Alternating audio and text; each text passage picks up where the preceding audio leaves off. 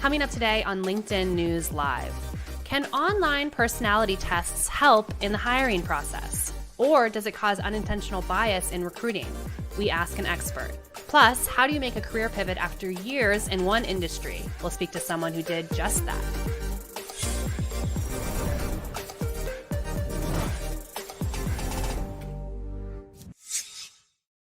Hello, I'm Caroline Fairchild, and welcome to LinkedIn News Live, where the business conversation begins with you.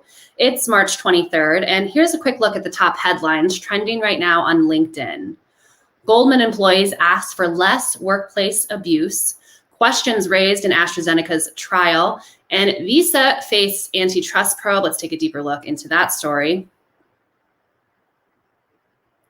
The Justice Department is looking into whether Visa is maintaining a dominant market share unlawfully, according to the Wall Street Journal. The investigation is focusing on online debit card as well as in-store transactions and highlighting the role of network fees that are lucrative for card companies but costly for merchants. Joining us now to discuss is Jordan Dahl. She covers small business for us here at LinkedIn. A lot of small businesses are probably upset about these fees, Jordan.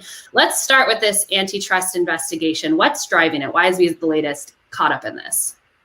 So the Justice Department is investigating Visa over its debit card practices, specifically its role in something called network fees. Now, most viewers are probably not familiar with these, but they are all too familiar for merchants.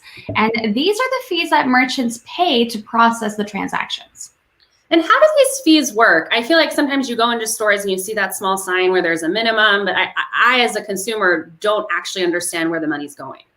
It's a great question, and it's a little complicated, so bear with me. This investigation is focusing on network fees and only on debit cards. So if you have a debit card that has Visa on it and you buy something in store or online, the merchant has to pay a network fee based on where the money is routed through. Now, the Justice Department is alleging that Visa forces these payments to go through its own network, which charges more than other companies like Shazam or NYCE, rather than allowing merchants to choose the network to route the money through. And this isn't the first time that we've seen Visa make headlines for this little predicament. Walk us through what else is happening. That's absolutely right. Not the first time that Visa has made headlines over fees or for antitrust. Just last year, Visa was blocked from buying fintech company Plaid by the Justice Department over antitrust concerns. Now, when it comes to fees, the Wall Street Journal reported last month that both Visa and MasterCard have plans to raise their interchange fees for particular products or for certain merchants. Now, these fees range from 2 to 3%, and the merchant pays them on every transaction with the credit card. Now, this was a problem before the pandemic, and many small retailers were able to get around that through only accepting cash or, to your point, having a minimum of the purchase amount. But the pandemic has changed that. We are buying even more online, and when we do shop in store, there's a great deal of hesitancy around paying with cash. So any increase in those fees is going to have a really big impact on smaller merchants. Now, some of our members have been discussing this on LinkedIn, and this issue is really resonating with them. Keith Finger says, it's a bit disingenuous by credit card companies to raise fees considering the pro-small business ads they've been running during the pandemic. So merchants are definitely feeling the strain right now, and every penny counts. It was just this weekend, actually, Jordan, that my husband asked me if I had any small bills. And I think I said to him, I don't think I've had cash since 2019. I don't remember the last time I actually had physical cash on me. So my part of the problem is the solution here, if you're pro small business, just buy in cash? Not entirely. So the bad news for viewers is the money behind the interchange fees. So those rewards that we love, the cash back, all of those travel perks, those are paid for with these interchange fees. Now, a big part of what drives the percentage, that 2 to 3%, is that the perks tied to a credit card. So if you have a cheaper card with not as many perks, that interchange fee is going to be closer to 2%. But if you have a card, say something like the Sapphire Reserve, where you have a lot of travel perks, then that interchange fee is going to be closer to 3%. So these rewards may seem like free money, but someone is picking up the tab, and it is very often merchants. So I guess if you want to help small businesses, Definitely try and pay with cash whenever possible, and just be aware of how this reward system works and who is picking up the bill. Well, Jordan, thanks for unpacking that for us. I actually don't remember the last time I heard the words travel perks. Remember when those were a thing? Said on LinkedIn News Live. So thank you for bringing that back into the discussion. Hopefully they'll come back. I'm hoping so too. All right, Jordan, thanks for joining us. That was Jordan Dahl. She covers small business for us here at LinkedIn. And for more stories like these, be sure to check out the news module to the right of your LinkedIn feed. Or if you're in mobile, you can click into that search box. Can a personality test help you find the perfect job? Online personality and career tests have been a long-time staple for employers looking to learn more about the skills of their employees. Are they effective, and have they changed over the years as we better understand workforce dynamics? Joining us now to discuss is Molly Owens. She's the founder of Trudy, a company that puts out about 2 million of these tests a month. Molly, welcome to LinkedIn News Live. Thank you. Thanks for having me. All right, 2 million tests. That's a lot of tests to be putting out all month. Break down for our viewers a little bit about how companies actually use the results of these tests and how individuals use them. Yeah, absolutely. So 2 million is a lot. We've seen really an explosion in interest in personality assessment, especially among millennials and Gen Z. And I think that's due to just a lot more interest in kind of individual differences and, sort of more complex labor market, people wanting to understand where they fit in. So for individuals, it's really about figuring out their strengths, figuring out their weaknesses, and figuring out what path they might want to take and how to sort of maximize their satisfaction in their work. And on the business side, it's similar. It's sort of at a more organizational level. So businesses, I think, want to understand who their people are, what strengths they might have that maybe aren't apparent on the surface, what their sort of best role might be. If you're looking to assign projects, personality assessment can really help you understand who's going to dive in with a lot of enthusiasm to that project and who's just going to be slogging through it, especially if you use those assessments as an opportunity to open a discussion with your employees so they can look at their results and say, this really resonated with me and it reminds me of something that happened last week. And I would love if we could talk about how we can make these processes work better for me. Well, Molly, I actually took Trudy's career test over the weekend, and I'm happy to report back that writer, editor, and announcer, I'm just going to say that's the same as show host, all came back as good careers for me. But Right. For those who haven't taken this test, how does it actually work? You're saying I strongly agree, I don't agree, and then how do you get a result? So it depends on the personality assessment, but most of them focus around 4 or 5 key dimensions of your personality. So one very well-known one is introversion versus extroversion.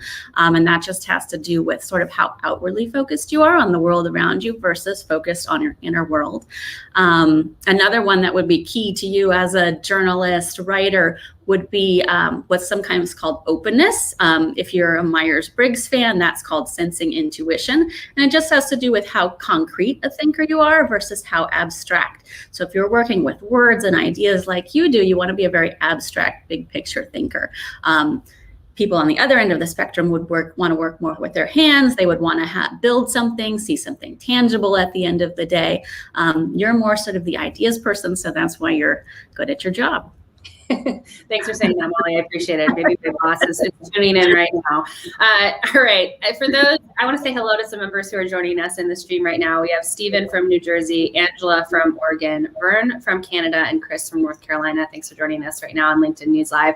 We are talking the big, wide open world of online personality and career tests with Molly Owens. She's the founder of Trudy. So if you have questions about how companies use this test, how you, during this pandemic, maybe going through a transition right now in your career, could take one of these tests to figure out your next play, let us know your questions and we'll get them answered on the show. Molly, I was looking through my results, and one of the things that struck me was just the wide range of salary options that were the different roles that I potentially my personality would be good at. Are any of these tests a good indicator of your earning potential? So it's not necessarily predictive, but we do see trends for sure. We did a large study with our people who had taken our type finder test, which is based on those 16 personality types that were created by Isabel Briggs Myers. And what we found was that there was a huge difference in average salaries across personality types. INFPs were sort of on the lower end of the income scale, and those are people who tend to be sort of more low key, more creative, and more values driven. And then on the other end of the spectrum, we see ENTJs, which we oftentimes think of as the sort of executive personality type, and they had some of the highest salaries. So we can't necessarily look at your results and say, oh, you're going to earn a bunch of money. You could always choose a career that doesn't earn as much money, and maybe you enjoy it anyway, but we do definitely see trends in the types of careers that people choose and how that's rewarded monetarily in the workplace. But Molly, let's get real here. Wouldn't it be kind of easy to dupe one of these tests? Like, as I was going through a couple of them on your site, I wasn't really a big fan of my true response, the Trudy response, if you will. I was like, ooh, how is that going to reflect on me? And so, in some cases, you're sharing these results with your teams and things like that at work. So unpack that. Why should you answer these honestly, and are they easy to dupe? Oh, they're absolutely easy to dupe. And that's why it is a terrible idea to use any assessment like this as a hiring screen. A lot of companies come to us because they're familiar with this system. They've maybe used the MBTI before. They are really familiar with the 16 personality types, and they think, oh, wouldn't it be great if we could use this to kind of figure out who's going to be a good employee?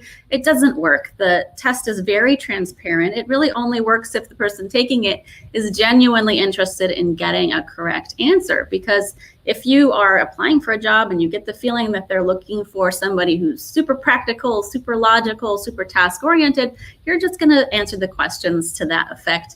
Your results are not going to help anyone figure out who you truly are. So it has to be kind of driven by the individual, and you have to be in a position where you really are interested in learning something genuine about yourself. Well, let's dive a little bit deeper into that. The question about how these personality tests could bring bias into the system is one that the HBO documentary Persona, which was out recently, dived into great detail. There's concerns around how these tests are being used by employers. Does the good outweigh the bad here, Molly? So they really can be used for good or bad. You can use personality assessments to kind of amplify your biases, or you can use them to correct them. So a lot of people who really haven't done their homework about personality assessments but have started to use them, they think they're trying to kind of duplicate and commodify their best employees. So they know, oh, our top salesperson's an ESTP. Let's just hire a whole bunch more ESTPs and we'll give everyone the test and we'll do great. That's absolutely the wrong way to use them. What you want to do is have a little bit more awareness about personality styles. You want to sort of firmly ground your work in the concept that any personality type can be good at any job. It really depends on their skill level, their motivation, other sort of measures of competence, more so than their personality type. So if you're using this correctly, you're using it to kind of open your mind about who can be good at a particular job. You're using it to open the lines of communication with your employees about how they function best, how they're most productive, and how you can support them. Well, I'm seeing some members weighing in on this topic in the stream right now, Molly. Marty says, it's hard to make the case for diversity when you select based on approved personality types. And Anne says, I find employers tend to be biased towards certain personality types and use that to screen out introverts. So I guess the question here is, Molly, do personality types keep unique thinking or unique personalities out of the picture sometimes? It really depends on the employer that's using them and their attitudes. You can use a personality test to open those lines of conversation with your employees and say, are we setting you up for success as an introvert? Are we allowing you enough time to think about questions that we're posing in meetings? Are we giving you enough space, maybe giving you a private office where you can really think properly? And that would be a great example of using the personality assessment correctly. If you're an employer who hasn't gotten over your biases and you do think, despite all evidence to the contrary, that extroverts make better employees, they don't, by the way, so you really need to get over that. Then you can use that personality test to screen people out, and you're really doing yourself a disservice. You're eliminating employees that could bring something new and different to your organization, and you're also eliminating really highly skilled people just based on your own biases. Well, Molly, speaking of using these tests for good, there's just been millions of people who have lost their job amid this pandemic. Is there a way to use these personality tests to figure out what your next opportunity should be?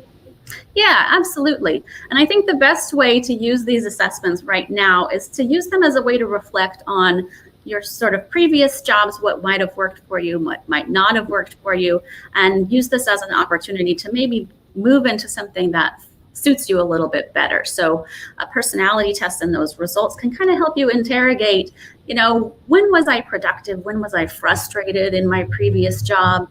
How can I kind of frame that in a way that is helpful to me to think about my next role and what might fit better? Great. Well, Molly, thank you so much. I so enjoyed the test that I took on Trudy. I feel like I learned a little bit more about myself. So I appreciate that. And thanks for joining us on LinkedIn News Live. Thanks so much. I'm really glad to hear that. That was Molly Owen. She's the founder of Trudy. All right. Online personality and career tests can tell you a lot, but they can't tell you if you're going to stay in your career for the long haul until you retire. Many people switch industries, and many people think about it, but don't know how to go about it. Kristen von Optrop spent 13 years as the editor-in-chief of Real Simple magazine before leaving to pursue a career in literary publishing. She joined us now to discuss that career path, as well as her new book, Midlife. Sorry, did I just say that out loud? Midlife Indignities and How to Survive Them. Kristen, sorry for messing up your book title. No, that's okay. Thank you so much for joining us on LinkedIn News Live. Hi, Caroline. It's really good to be here. It's really good to see you. So good to see you. I wish we were doing this not virtually like we have in the past, but we'll have to just make this suffice for now. I need to tell all our members in the stream, I'm so enjoying your book. It's such a breath of refreshing, funny, sad, in some cases, breath of fresh air that I think a lot of us are looking for right now in this pandemic. I want to start with this word midlife and midlife crisis. You write in the book that you actually hate that term, but it ended up in the title of your book. So walk me through a little bit your goals with this book and the hope with it. Well, I mean, I hate the term middle age because it feels very sort of like 1950s, super old fashioned. But I mean, the fact of the matter is, I'm 56 years old. Well, if I live to be 112, I'll be at midlife. But my impetus for writing the book was really about the experience of me, certainly, as you mentioned, at the end of my magazine career, and the experience of a lot of my friends feeling like this is such a rich time of life, and yet it gets such a bad rap. So what I've done in the book is really address many of the sort of moments of optimism and triumph at this middle part of life, when I feel like you are finally sort of self-actualized enough to understand who you are and be really grateful, whether that comes to, whether that's about your career or your personal life, or ideally, and for many of us, both. And I really appreciated that reframing in your book, because as you mentioned, so many people think of midlife and it's kind of like, but to your point, this is the point in your career where you should start to be able to enjoy the fruits of your labor. No. So why does it get such a bad rap if those fruits are there at this point in your life? Oh gosh. I mean, that's a complicated question. I think that, when I think about my career, and which was, as you know, a really great career and one I loved very much. But I became increasingly unhappy, and what ended up ending it was sort of like, Ernest Hemingway sort of famously in one of his novels described going bankrupt as you go bankrupt you go bankrupt gradually and then suddenly. And that's kind of what happened at the end of my career. And I think that, the reason it gets a bad rap is because you reach a point where I think you begin to be regarded as kind of irrelevant, at least in this society, which is really a shame, because it's you gain wisdom as you get older and older. But sort of separately, what I've noticed among my peers is, you reach a point and you have, for many of us, if we're lucky, we've achieved a great level of success. We've stayed in the same industry for a long time. You get to a point where you're in a hopefully more senior position, and you're kind of at the top of something, and you're looking around, and then you might think, oh, you know what? Like, I'm at the top and I don't like the view. Mm-hmm. And that's when you have to think, okay, so what can I do about that? And maybe I can't do anything about that, but if you're lucky, you may have the flexibility to be able to make some changes. Well, I want to definitely unpack how you got to a place where you were able to make those changes. But before we do, I'm going to say hello to some more members who are joining us in the stream. We have David from New York, Melissa from Chicago, Nicole from Las Vegas, and Valerie from Texas. Thanks for joining us on LinkedIn News Live. Kristen, I'm going to ask you to go back to the beginning of your career. You were in magazine publishing for over 25 years, starting famously as many, I think, many people in the magazine publishing industry would love to start, which is at Vogue, running around getting coffee, checking blurbs. what about the industry back then drew you to it? Well, Caroline, to be totally honest with you, I am at my core a dilettante. I'm basically a professional dilettante, which is a great thing to be if you work in magazines, because you're exposed to so many different kinds of things, and it's really fast paced. And so I'm easily bored, and I'm a dilettante. But in coming to Vogue, it took me a while. I went to grad school, which was sort of a waste of time. I worked for this sort of bad artist. I tried writing novels. Like, I did all these different things. And then when I got to magazines, my first job, as you mentioned, was at Vogue. And even though I couldn't care less about fashion, I knew nothing about fashion, I suddenly got to this place where I thought, oh, my people, I found my people. And I just felt comfortable. I was surrounded by people on that staff who had the same kind of interests that I did, and spoke the same way that I did, and moved the same way through the world as I did. And I sort of knew right away. It's kind of like what people say when you look at colleges with a kid, like when they step onto that campus, they'll know. Like, that's how it felt for me when I started in magazines. I knew that was where I belonged. And college scouting with your kids is another experience that you talk about in your book. But let's stick with you, Kristen. So you hopped from publication to publication. I want to know, selfishly a little bit, how you knew when to make the next move, how to move to the next place where there might be more opportunity. Oh, well, I didn't always know. I mean, I had the great fortune, which actually, Caroline, at a certain point became a real liability, of never really looking for a job. If you know enough people and you begin to get a reputation like, oh, that one over there, she's really good at this thing, then people start coming to you. And it was at a time in magazines where, advertising dollars were plentiful and the industry was booming. And I just started, and I'm an outgoing person, and I started to know a lot of people. And so I just started getting calls about other jobs. But the reason that eventually became a liability was at the end of my career. So I never had really looked for a job. Let's put it that way. I'd never had to, in a determined way, say, okay, now what do I do? And so that was hard. But in the beginning, I jumped around because I got calls about things that, that either paid me more money or seemed more interesting. And then I just took the leap.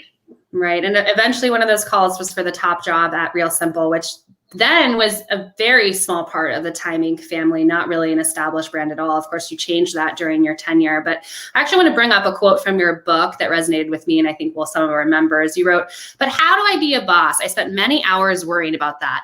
Anna Wintour was a cipher, and Susan was breezy, and Bonnie was robotic, and Cindy was indefatigable.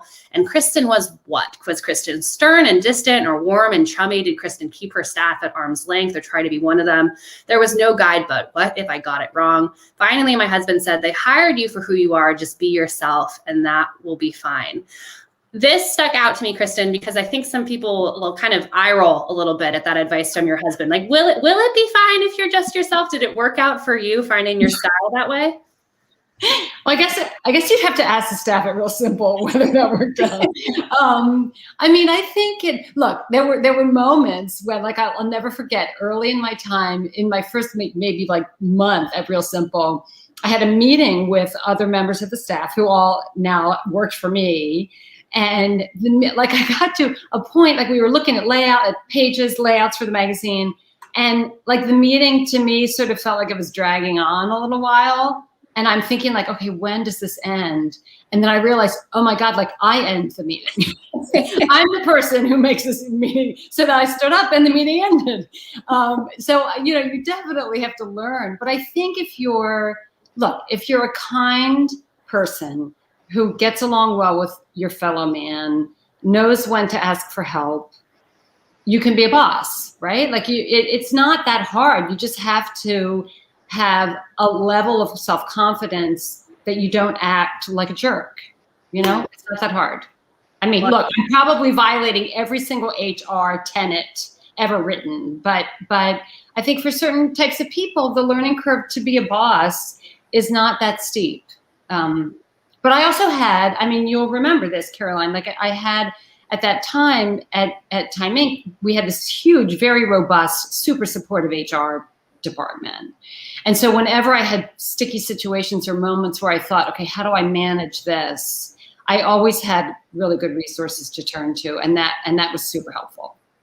Well, now I'm wishing we still had Molly with us on the show. We could bring her back on to see what the personality traits that make for a good boss. I know that you are a good human, but maybe we can get to that another time. Kristen, what you did at Real Simple was so impressive. It was one of the smallest publications in the Timing family, and you grew it to one of the biggest. For those joining us in the stream, what did that feel like? Was that when you look back, kind of the highlight of your career, at that just tremendous success that you had? Oh, totally. Oh, it was amazing. It was really, really fun. I mean, it was stressful, but then I always remembered when Ann Moore was the CEO of Time Inc., she would frequently quote her friend Billie Jean King, who said, "Pressure is a privilege." And so in the early days of my time at Real Simple, when we were growing sort of faster than you could hire people practically, and it was growing pain stress. And so I experienced growing pain stress, and toward the end, I experienced decline stress. And let me tell you, growing pain stress is a lot more fun. Well, Kristen, I wanted to make sure and bring up the highs, because we also have to hit on the lows, which you hit on in your book a lot, in terms of just the traumatic change that the magazine industry had while you were editor-in-chief at Real Simple. And I actually want to bring up another quote that you have from your book that stood out to me. You said, "When a legacy business is dying, there is no one moment that signals the beginning of the end, just as there is no discrete moment when youthful confidence ends and midlife identity crisis begins. But there is a feeling, and you know it's growing, even if you can't define it." This reminds me kind of like, you mentioned that quote at the beginning of our segment, but it also reminds me about what it feels like to fall asleep. It's like nothing and then kind of all at once. Was there kind of an all at once moment for you when you realized that the walls are caving in, or was it really, like you just said, it just kind of happened slowly? Do you mean the dying of the business or my dissatisfaction? Ooh, I want to know about both, but I think, as someone who's in the journalism business, let's start with the industry. I want to know what that felt like. You know what? I think that, it was depressing, obviously. I don't know. There was no one moment when I thought, wow, this industry is like headed over a cliff. It was a lot of it was like death by 1,000 paper cuts, right? It was like a lot of little things that I guess if I had been either less in denial or more aware, or not also busy raising a family or whatever, I would have said, oh, you know what, that looks really troubling. But the clear thing is, like, budgets just kept getting smaller and smaller and smaller. And like, hello, that's a signal, right? But I was also getting more bored, and it's hard to, I think that when you are in the situation that I was in, which obviously is a unique situation, growing increasingly dissatisfied in kind of a dying industry, there's so much, but also working on a brand where you're so personally invested because you have helped build it. It's hard to sometimes it's hard to be completely clear-headed because there's so much emotion. Like, it's hard not to be clouded by your own sort of emotional frustration sometimes. And the reason I think that your story is so relatable, and likely a lot of members in the stream are nodding along, is that dissatisfaction that you describe, it's not because you changed, it's because your industry changed and your job changed significantly in terms of what you were able to accomplish. I just know so many people in the pandemic have seen that transformation right now. Advice to them in terms of, now you're on the other side with, another fruitful career in your pocket. How did you make that transition, and what was that like? Well, couple of things. I think that, as I mentioned, a lot of what spurred me on was just emotion, feeling sort of angry and frustrated and bored and whatever. But then, and so I think that emotion can be your catalyst. And I think this applies to people in the pandemic too, depending on how much their jobs have shifted. But you need to have kind of a safety net of strategy under that emotion. And so for me, I felt like I needed to do something different. And then I kind of went through okay, like what if these worst case scenario things happen? What if I can never get another job?